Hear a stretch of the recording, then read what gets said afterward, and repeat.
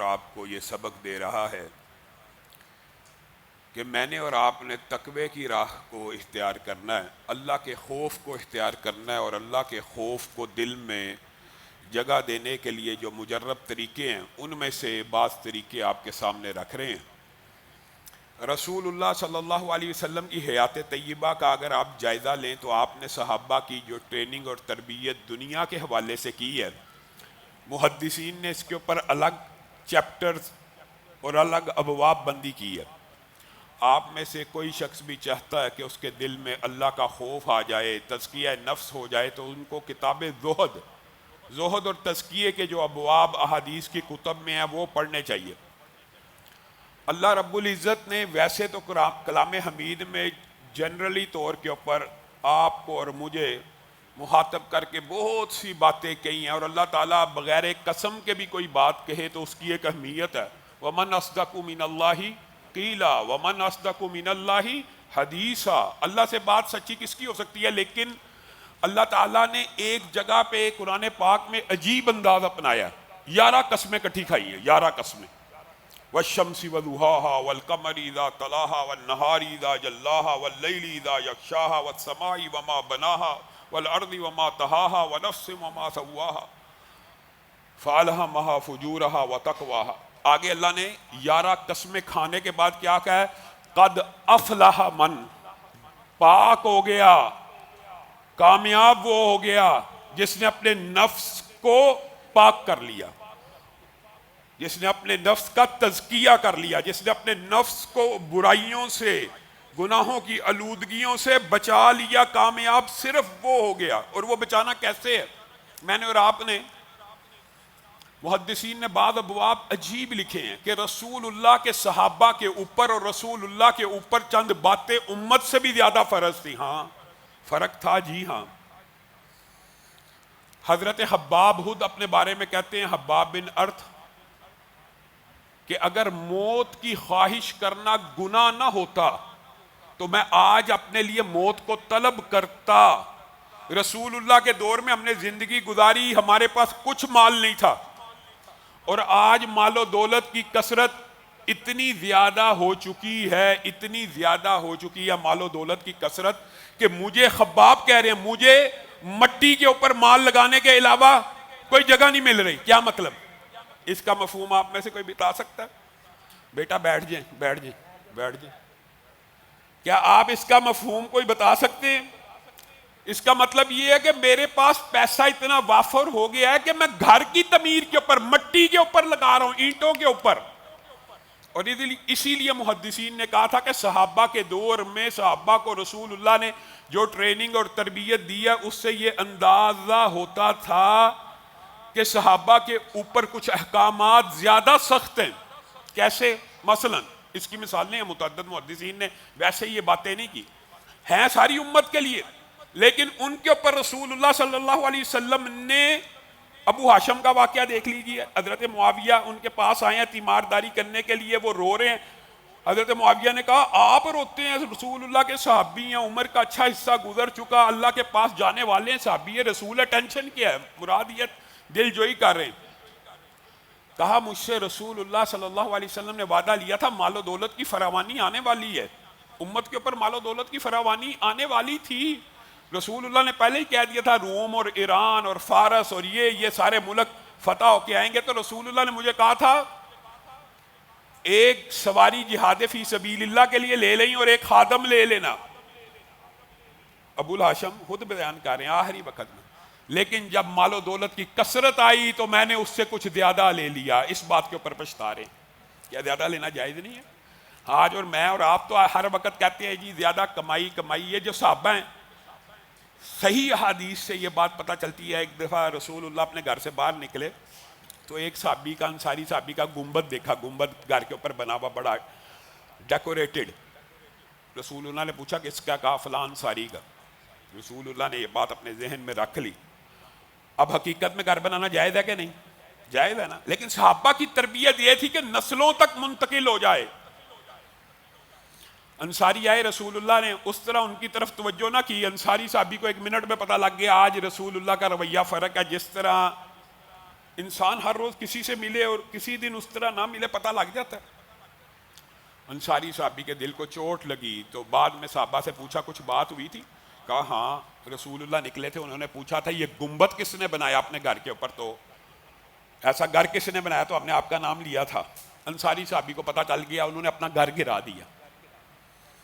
اگلے دن رسول اللہ نکلے اور گھر کو موجود نہ پایا، کہا کیا بنا، کہا وہ انصاری کو ہم نے بتا دیا تھا کہ آپ نے ہم سے پوچھا ہے تو انہوں نے اپنا گھر گرا دیا۔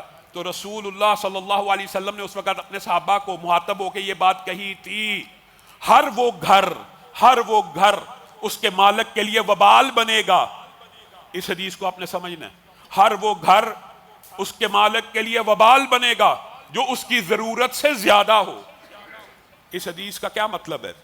اس حدیث کا مطلب یہ ہے اللہ کے بندو، اگر آپ کا ایک گھر بن چکا ہے، صحابہ کی یہ ٹریننگ تھی کہ وہی کافی ہے، اگر زیادہ بناؤ گے تمہارے لیے وبال عذاب نہیں ہے، وبال کیا ہے؟ اس کا سوال ہونا قیامت کے دن، یہ وبال ہے۔ یہ کیوں بنایا تھا؟ اچھا بنا لیا تھا، کہاں لگایا، کہاں سے آیا، کیوں بنایا، کتنی دیر رہائش کی؟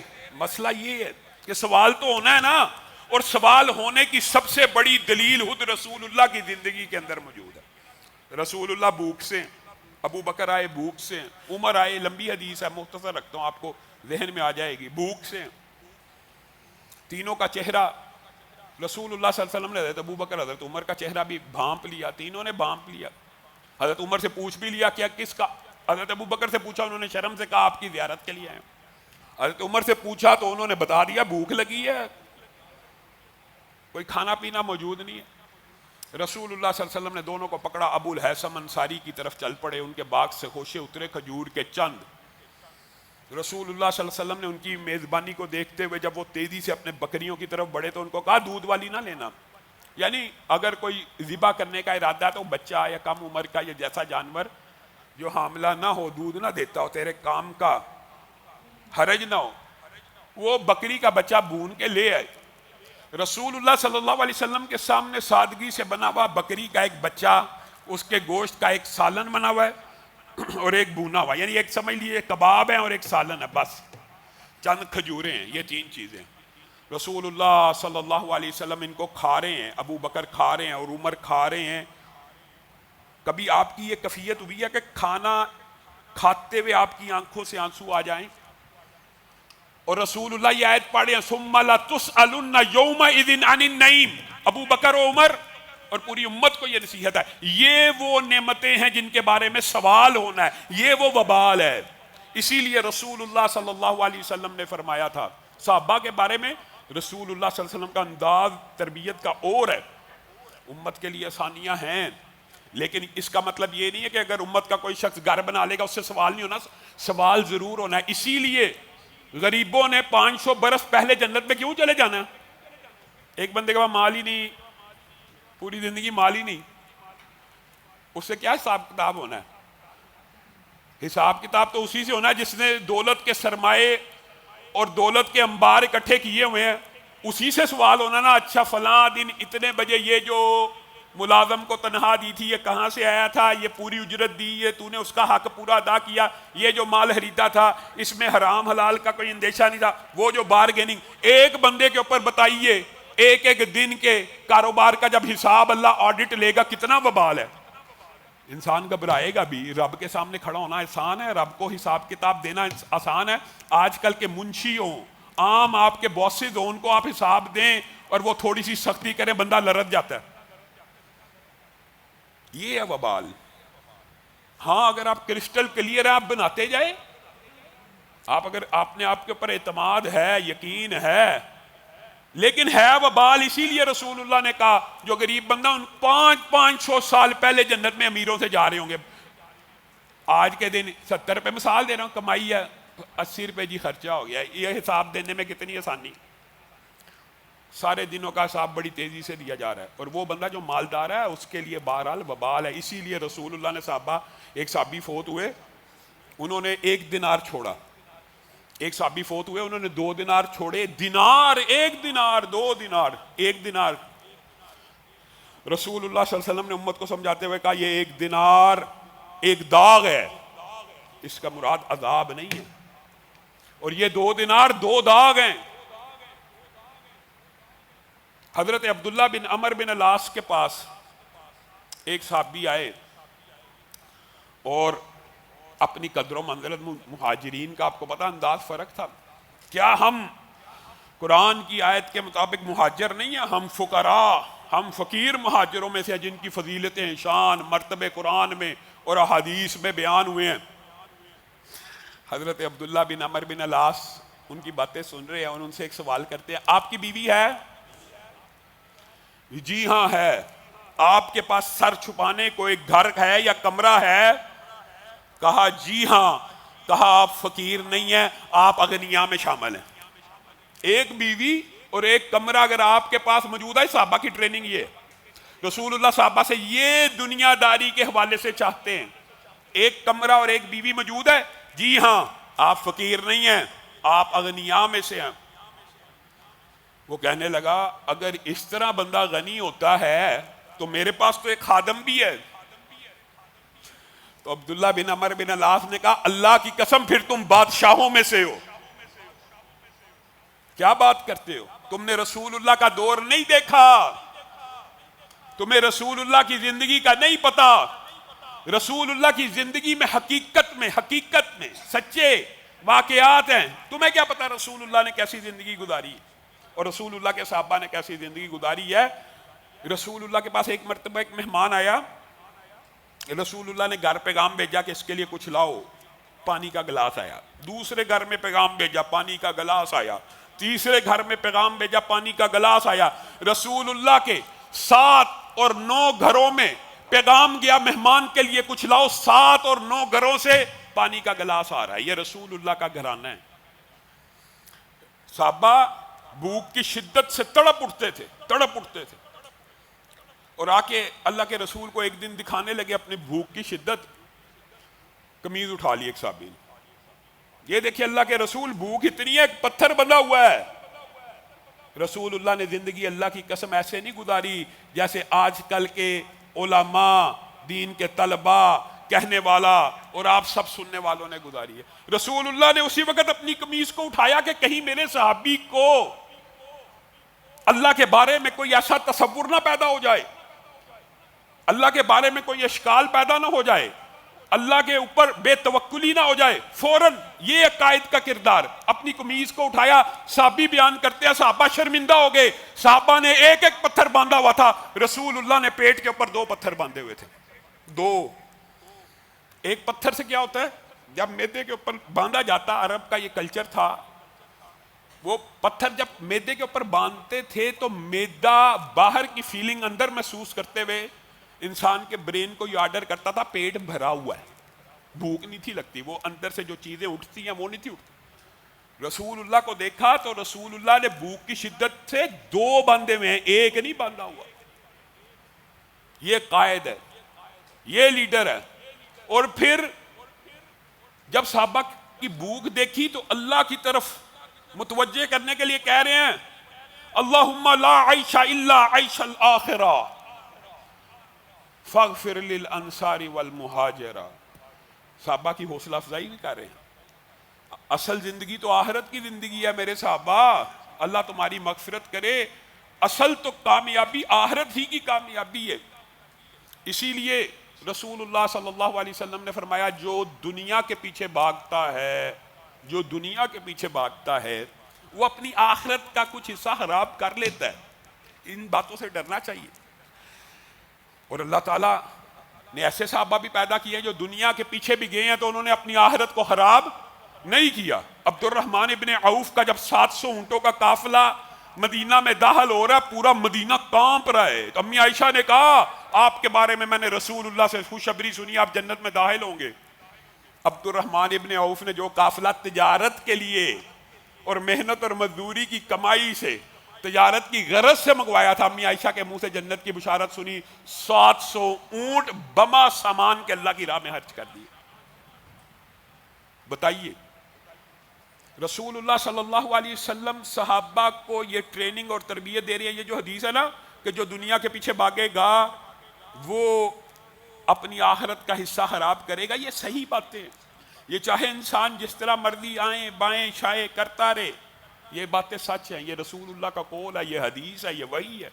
اور رسول اللہ صلی اللہ علیہ وسلم نے یہ بھی فرما دیا، جو آخرت کے پیچھے بھاگے گا وہ اپنی دنیا کا ایک حصہ خراب کرے گا۔ اور بندہ مومن اور مسلم کیا ہونا چاہیے؟ ربنا آتینا فی الدنیا حسنۃ وفی الآخرۃ، دونوں کی اچھائی مانگتے رہیں تو کامیاب ہیں۔ اگر ایک کو مطمع نظر بنا لیا تو دوسرے کا بیڑا غرق ہونا یقینی اور بدیہی اور لازمی ہے۔ یہ ہو نہیں سکتا کہ رسول اللہ کی بات غلط ثابت ہو جائے۔ رسول اللہ صحابہ کی ٹریننگ کر رہے ہیں، دیکھا ایک مردہ بکری کا بچہ پڑا ہے، اس بارے میں متعدد روایات ہیں۔ بعد میں کان سے پکڑا، بعد میں صحابہ کا مخاطب ہو کے کہا کہ یہ جو مردہ بکری کا بچہ ہے میرے صحابہ کون ایک درہم میں خریدے گا؟ سمجھا رہے ہیں نا؟ صحابہ نے کہا اس کو ایک درہم تو بڑی دور کی بات ہے کہ پائی میں بھی کوئی نہیں خریدے گا۔ رسول اللہ صلی اللہ علیہ وسلم نے وہاں پہ ایک رہنما جملہ بولا، کہا تمہاری نظر میں یہ بکری کا بچہ جتنا حقیر ہے، اللہ کی نظر میں یہ پوری کائنات اس سے زیادہ حقیر ہے، یہ پوری دنیا اس سے زیادہ حقیر ہے۔ اس بات کا کیا مطلب ہے؟ اللہ کی قسم اگر تزکیہ نفس کرو گے اپنے لیے کرو گے، اگر ہدایت کا راستہ اختیار کرو گے اپنے لیے کرو گے، اگر بصیرت کی آنکھ کھولو گے اپنے لیے کھولو گے۔ اللہ کے اوپر کوئی احسان نہیں کر رہا، پوری دنیا کے، صحیح حدیث کے الفاظ ہے، پوری دنیا کے انسان کافر ہو جائیں، فاجر ہو جائیں، فاسق ہو جائیں، بدترین اللہ کے گستاخ بن جائیں، اللہ کے نافرمان بن جائیں، اللہ رب العزت کی بادشاہت میں رتی برابر بھی فرق نہیں پڑتا۔ بتائیے، اور پوری کائنات کے انسان نبیوں جیسے تقوی کو اختیار کر لیں، اللہ کی بادشاہت میں رتی برابر اضافہ نہیں ہوتا۔ آپ اور میں اگر یہ سمجھتے ہیں ہم نیکی کر کے اللہ کے اوپر احسان کر رہے ہیں، اللہ کی قسم آپ اپنے اوپر احسان کر رہے ہیں، اپنی روح کے اوپر، اپنے بدن کے اوپر احسان کر رہے ہیں، اور اپنے خالق مالک کا شکر پھر بھی صحیح معنوں میں ادا نہیں کر رہے۔ اللہ کی رحمت کے بغیر انسان کبھی نہیں بخشا جا سکتا، کبھی نہیں بخشا جا سکتا۔ آپ اللہ کی نعمتوں کو گننا چاہیں آپ گن ہی نہیں سکتے، یہ ایک الگ باب ہے۔ کبھی موقع ملا صرف آنکھ کی نعمت کے حوالے سے، دل کی نعمت کے حوالے سے، یہ نعمتیں جس رب نے آپ کو پیدا کیا ہے آپ اس کی نعمتوں کا شکریہ ہی ادا نہیں کر سکتے۔ عبادت کرنا، اس کا بدلہ دینا، یہ تو اللہ تعالیٰ نے آپ کے اور میرے لیے رمضان کا سیزن بنایا ہے۔ اللہ کی قسم صرف بخشنے کے بہانے ہیں، کیونکہ اللہ تعالیٰ انسان کو بخشنا چاہتا ہے، یہ اللہ کی رضا میں ہے۔ اس کی کیا دلیل ہے؟ سب سے پہلی دلیل، آدم کو پیدا کیا بغیر کسی عمل کے، کہاں پہ ڈالا؟ جنت میں بھیجا تھا کہ جہنم میں؟ آدم نے کوئی عمل کیا تھا؟ آدم کو پیدا کیا جنت میں ڈالا۔ اللہ چاہتا ہے آدم کی اولاد جنت میں داخل ہو۔ اصل ٹھکانہ ہمارے باپ کی وراثت جنت ہے، جنت سے نکالے گئے ہیں۔ اصل وراثت آدمی کی، انسان کی جنت ہے، اور اللہ چاہتا ہے، اور اللہ تعالیٰ کسی بندے کے اوپر ظلم کرنے والا نہیں ہے۔ فَمَن يَعْمَلْ مِثْقَالَ ذَرَّةٍ، ایک ذرے کے برابر نیکی کرو گے، ایک ذرے کے برابر کل قیامت کے دن پاؤ گے۔ یہ نہیں ہوگا کہ تمہیں اپنے رب کو یاد کرانا پڑے گا اللہ تعالیٰ فلاں نیکی کی تھی کہاں گئی؟ اللہ کی قسم ایسا نہیں ہوگا، ایسا نہیں ہوگا، ایسا نہیں ہوگا۔ یہ عقیدہ ذہن سے نکال لو کہ میں سبحان اللہ کہہ دوں گا، کیا فرق پڑے گا؟ اللہ کی قسم فرق پڑے گا۔ قیامت کے دن نیکیوں کا فرق پڑنا ہے، اور ایک ایک نیکی بڑی بڑی ہو کے سامنے آنی ہے، اس دن انسان نے پچھتانا ہے۔ اللہ کے بندو، امت کی عمر، رسول اللہ کی یہ حدیث بھی تو ہے نا، بہترین بندہ وہ ہے جس کی عمر لمبی ہے اور اس کو نیکیاں زیادہ کرنے کا موقع ملے اور اس کو توبہ کرنے کی مہلت مل جائے۔ چچا عباس، ان کی تیمارداری کرنے کے لیے رسول اللہ صلی اللہ علیہ وسلم جا رہے ہیں اور ان کو یہ نصیحتیں کر رہے ہیں، موت کے لیے خواہش نہ کرنا، اگر اللہ عمر لمبی دے گا تو اے چچا آپ کے نیک اعمال بڑھ جائیں گے اور آپ کو توبہ کی مہلت مل جائے گی۔ اسی لیے دیگر حدیث کی کتب میں یہاں تک کے الفاظ موجود ہیں، جس بندے کو اللہ تعالیٰ 60 سال کی عمر دے دیتا ہے، 60 سال کی، اس بندے کے اوپر سے ہر عذر رفع کر لیا جاتا ہے۔ کیا مطلب؟ اس کو اللہ تعالیٰ کل قیامت کے دن ایک جملہ نہیں بولنے دے گا کہ تو نے مجھے موقع نہیں دیا. 60 برس عمر مل گئی, اس کے بعد یہ عذر پیش کرنے کی گنجائش نہیں ہے. اس سے یہ بات محدثین نے استدلال کیا کہ شاید اس سے کم عمر کے اوپر عذر کی گنجائش ہو, اور ہو سکتا ہے کچھ جوان لوگ اللہ کے سامنے عذر پیش کریں اس دن کہ اللہ تعالیٰ 25 سال تھے, 20 سال تھی, 18 سال تھی, 30 سال تھی, 40 سال عمر تھی, ہمیں تو موقع ہی نہیں ملا توبہ کا. ہو سکتا کریں, اس حدیث سے یہ استدلال محدثین. لیکن جس کی 60 ہو گئی وہ اس طرح کا کوئی عذر پیش نہیں کرے گا, کیونکہ رسول اللہ اپنی امت کو بتا کے گئے ہیں. ہر ایک کو پتا ہونا چاہیے میری امت کی طبعی عمر 60 سے 70 برس کے درمیان ہوگی, اور میری امت میں سے 70 سے زیادہ عمر کم لوگ پائیں گے. گویا سکیجول بھی رسول اللہ بتا گئے ہیں کہ طبعی زندگی جو بندہ گزارے گا اس کی عمر میری امت میں 60 سے 70 کے درمیان ہی رہنی ہے. 70 سے پلس وہ ہوں گے جن کے اوپر اللہ کی رحمت. اب آپ مجھے بتائیے 60 برس کی عمر لگا لیجئے, 15 سال بچپنے کے نکال لیجئے, باقی رہ گئے 45 سال, ان میں سے 15 سال نیند کے نکال لیجئے. کچھ لوگ زیادہ سوتے ہیں, 20 سال لگا لیجئے. 8 گھنٹے تو سوتے ہیں, 15 سال وہ نکال, پیچھے 30 سال کی زندگی, اسی میں 15 سال آپ کمائی اور روزی کے نکال لیجئے. باقی 15 سال کے اندر اللہ کے لیے کتنا ٹائم رکھا ہے آپ نے؟ اسی 15 سال کے اندر کتنے برس کا سامان پیدا کرنا ہے بتائیے؟ 1 سال کا, 10 سال کا؟ یار 10 برس کی زندگی میں اپنے لیے کہہ رہا ہوں. اسلام آباد جانا آنا ہوتا ہے بار بار مختلف سیاسی پروگراموں میں, تو دل میں یہ خواہش ہوتی ہے یہاں پہ ایک گھر ہونا چاہیے. اللہ کی قسم بندے کی خواہش ہے, یہ ہر بندے کی ہوتی ہے. کتنے دیر کے لیے جانا؟ 1 دن کے لیے جانا ہوتا ہے, ہفتے میں 2 دن رہنا, تو خواہش ہے وہاں پہ گھر ہو مستقل. پورے زندگی میں کتنے دن رہنا؟ چند دن. اور وہ آخرت جو بندہ مومن کا حقیقی گھر ہے, خرب سال کی زندگی ہے, کتنی دیر میں کمانی ہے؟ 15 سال کی مہلت ہے. اللہ کے بندے کہاں پہ بھاگ رہا ہے؟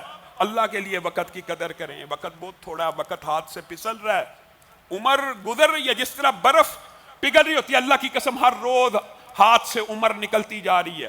وقت کی قدر کر لیجئے. اس رمضان میں آخری 10 دن بھی آنے والے ہیں, باقی رمضان کے گن کے 21 دن رہ گئے ہیں. اس رمضان میں اپنے آپ کو جہنم سے آزاد کروا لیجئے, پھر آپ سمجھیں آپ کامیاب ہو گئے.